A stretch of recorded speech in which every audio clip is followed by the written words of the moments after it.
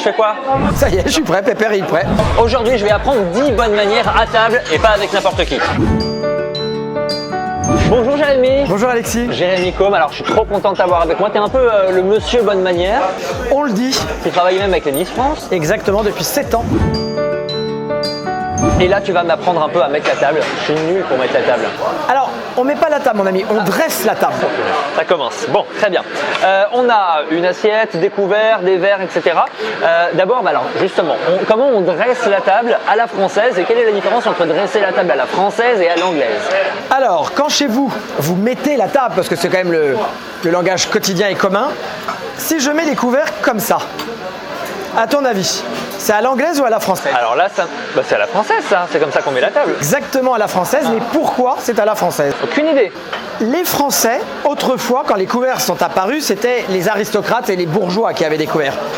Les manches étaient en argent et les lames étaient dans un métal qui s'oxydait. Mais sur les couverts en argent, il y avait ce qu'on va appeler les initiales, les armoiries de la famille. Et en France, exactement, il fallait qu'on les voie. Ils étaient placés de ce côté du manche, donc on a appelé ça dresser le couvert à la française. Chez nos amis les Anglais, c'est l'inverse. On retourne les couverts parce que les armoiries et les armes sont de l'autre côté du manche.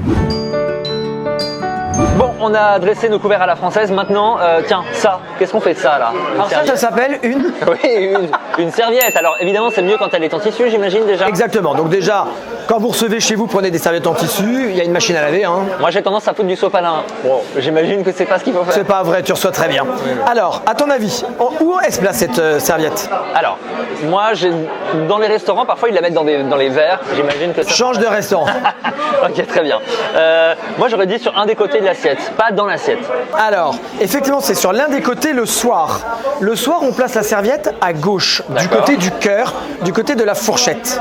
Alors qu'au déjeuner, donc à midi, on la mettra dans l'assiette. Ah bon, mais pourquoi? Parce que autrefois, traditionnellement, on servait du potage le soir. Et le potage est le seul plat, un des rares plats, qui soit servi avant que les invités ne passent à table, pour laisser la température diminuer. Donc on ne pouvait pas mettre la serviette dans le potage. Et l'autre raison, c'est que normalement quand tu reçois le soir, tu mets de la vaisselle plus jolie, plus chichiteuse, mieux décorée. Donc on ne va pas cacher justement le décor de cette assiette, alors qu'à midi, la vaisselle est plus simple, donc on met la serviette dans l'assiette.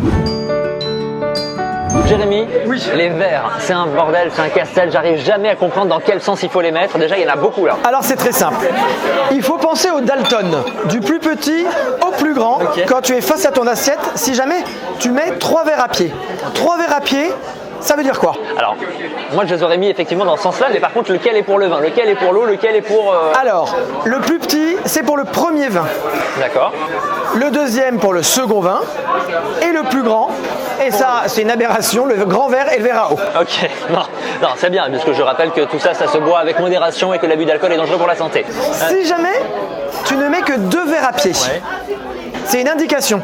C'est-à-dire que tu ne serviras qu'une seule sorte de vin à tes invités. Le plus petit est le verre à vin et le plus grand est le verre à eau. Ok, très bien. La mode veut que maintenant nous mettions des timbales.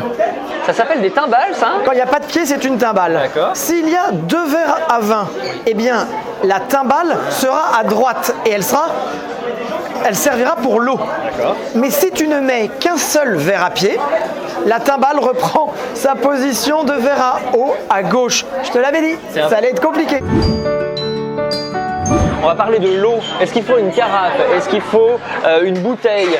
Comment on sert l'eau? Dis-moi. C'est toujours plus agréable de mettre l'eau en carafe. En plus, ça permet à ceux qui servent de l'eau du robinet de ne pas me prouver. Oui, bon, en même temps, l'eau du robinet est très bonne. Non, mais je plaisante. Voilà. En revanche, il faut toujours préalablement servir un verre d'eau plate avant que les invités ne passent à table. Pourquoi? Parce que si l'un de vos invités a des médicaments à prendre, il pourra les prendre en toute discrétion sans attirer l'attention sur sa maladie passagère ou au contraire un peu plus emmerdante.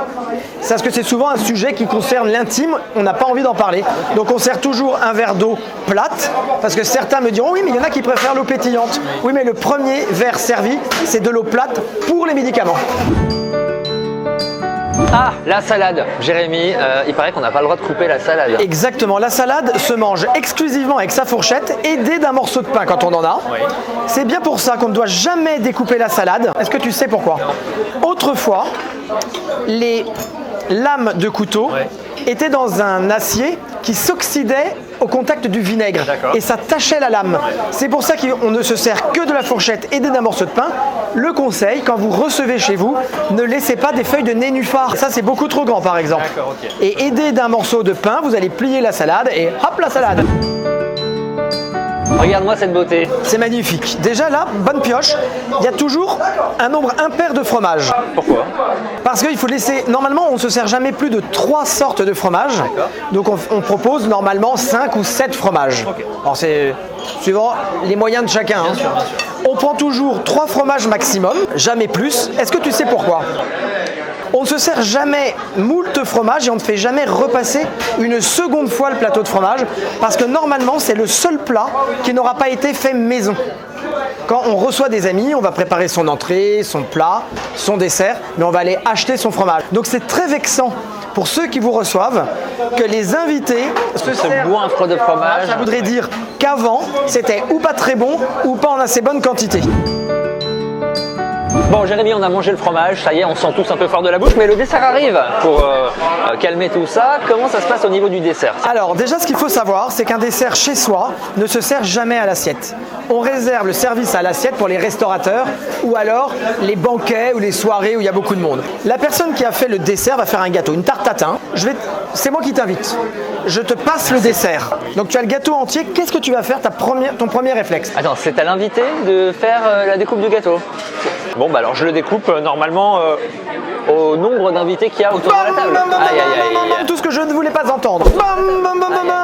Tout ce que je ne voulais pas entendre. Un dessert ne se prédécoupe jamais. Tu ne vas pas aller imposer une part au reste des invités. D'où l'expression ne plus avoir de place pour le dessert.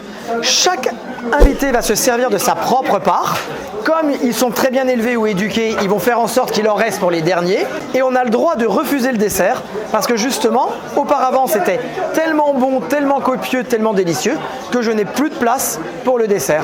Et autre petite précision, on ne mange jamais un dessert, une glace, même de la crème anglaise avec une cuillère. Tous les desserts doivent se manger avec une fourchette. Et ça sert à quoi la cuillère alors? À aider ceux qui sont un peu en difficulté ou quand par exemple les entremets sont trop liquides. Mais normalement tout se mange à la fourchette. Si un jour tu m'invites chez toi et qu'il n'y a pas de fourchette, je ne mangerai pas de dessert. C'est un peu snob. C'est pour ça qu'on met des cuillères pour aider le bas peuple. Est-ce que s'il y a une crème anglaise, on peut tout simplement faire... Bien sûr la boire, j'attendais ça. Bah toi t'es pas prêt de revenir dîner chez moi. Hein. T'as beaucoup changé quand même. D'ailleurs, je remercie pour cette tarte tatin, l'Esplanade Saint-Eustache où on tourne cette vidéo. Merci à ce resto qui se trouve en plein cœur de Paris, qui est excellent. Tout est fait maison. Et d'ailleurs, on va la manger. Vous n'auriez pas les fourchettes? Jérémy, qu'est-ce qu'on fait avec nos mains quand on est à table? Alors c'est très simple, on ne gesticule pas avec ses mains parce qu'on pourrait renverser un verre et on met les bras comme ça, un tiers de la main, des avant-bras posés sur la table. Il faut sortir son mètre mesureur. On mesure, on met le premier tiers, alors qu'en Angleterre, on a une main sur le genou. En France, on montre ses 2 mains parce qu'autrefois, c'était la preuve qu'on n'avait pas d'armes et qu'on n'allait pas attaquer d'autres personnes à table. Alors qu'en Angleterre, on mettait la main gauche sous la table pour pouvoir dégainer son épée et non pas ce que tu allais faire, se toucher le zizi. Non, je n'allais pas du tout faire ça. Jérémy, qu'est-ce qui t'arrive? Bon, on met pas les coudes sur la table. On peut mettre les coupes sur la table après le plat principal. Et on les met légèrement comme ça pour discuter, mais jusqu'au dessert, jusqu'au fromage, on doit mettre les avant-bras sur la table comme ça. Jérémy, on a terminé notre repas. Qu'est-ce qu'on fait des couverts? Alors très bonne question. Merci. Quand on a terminé son assiette, on place ses couverts à 16h20. On part du principe que l'assiette est un cadran. On place ses couverts à 16h20, le couteau au-dessus de la fourchette, parallèle, et les dents de la fourchette regardant vers le ciel. Ça veut dire je n'ai plus faim, c'est pas la peine de me proposer d'être resservi. D'accord. Si jamais vous tournez votre fourchette, les dents sur sur l'assiette, là ça veut dire que vous avez encore envie qu'on vous propose le plat. C'est un bon indice pour quand il y a du personnel de maison, pour les serveurs dans les restaurants. 16h20, les dents comme ça, j'ai terminé. Les dents comme ça, j'ai encore faim. Alors ça, ok, très bien. Bon, vous le savez maintenant chez vous. Bon bah Jérémy, Alexis? merci et puis bon appétit.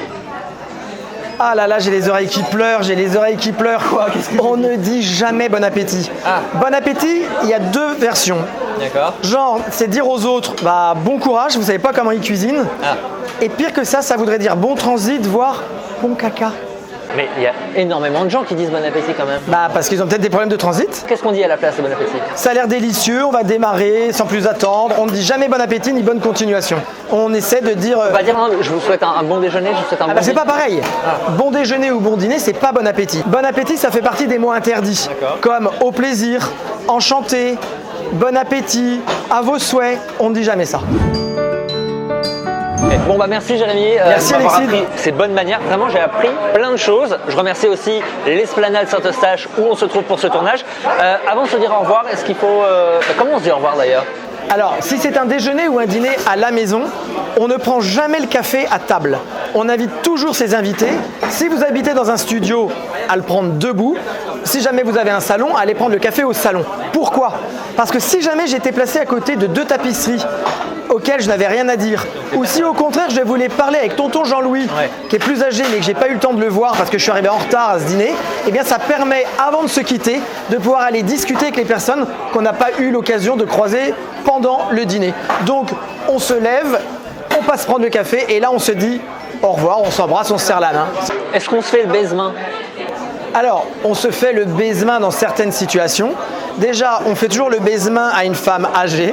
Il faut avoir un toit sur la tête. On ne fait jamais le baise-main si jamais on n'a pas de toit sur la tête. D'accord. Et le baise-main, on prend la main de la personne, on monte sa main, on se penche un peu, mais on n'embrasse jamais. Il faut laisser 7 cm entre la bouche et le dessus de la main de la femme que vous allez baiser. Très bien. C'est sur cette belle parole de Jérémy qu'on va se quitter. Merci beaucoup. Merci de m'avoir... Franchement, j'ai appris plein de choses. Moi, j'étais ravi d'être avec toi comme d'habitude. On te reverra très bientôt sur le Paris d'Alexis. Merci Jérémy. Merci à vous. C'était une fin de tournage, merci.